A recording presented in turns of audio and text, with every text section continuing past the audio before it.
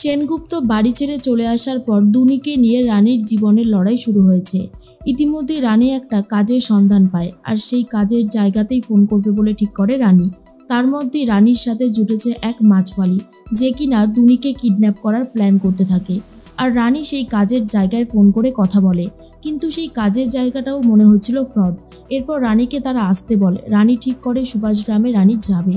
এর মধ্যেই দুর্জয় প্রচণ্ড রেগে যায় রানীর ওপর, আর তখন রিতম বোঝাতে থাকে, তুই রানীর ওপর এরকম রাগ করতে পারিস না।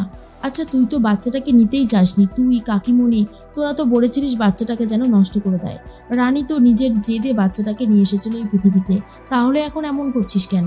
দুর্জয় বলে, ভুলে যাস না, রানী বাচ্চাটাকে জন্ম দিয়েছে ঠিকই, কিন্তু তারপরে রানীর কিন্তু আর কোনো ভূমিকা ছিল না।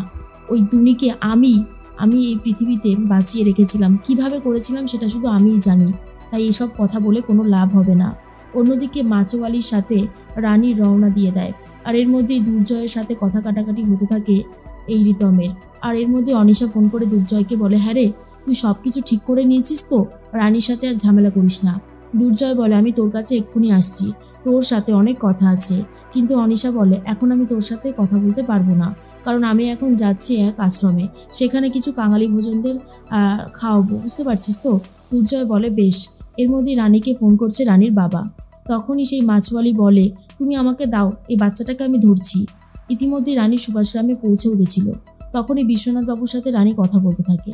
রানী শুধু বলে দেয়, বাবা তুমি চিন্তা করো না আমাকে নিয়ে, দুনিকে যখন এই পৃথিবীতে আমি এনেছি, ওকে নিয়েই আমি আমার লড়াইটা চালিয়ে যাব। আমি ডাক্তারও হব, আবার আমি দুনিকেও মানুষ করব। বিশ্বনাথবাবু বলে, তুই আমার বাড়িতে আয়, এই বাড়িটা আমার, তুই এখানে আসতেই পারিস। কিন্তু রানী বলে, আমি কোথাও যাব না, আমি এখানে থেকেই লড়াইটা চালাবো, দেখি আমাকে কে আটকাতে পারে। এরপর বিশ্বনাথবাবুকে আশ্বাস দিয়ে ফোনটা কেটে দেয় রানী।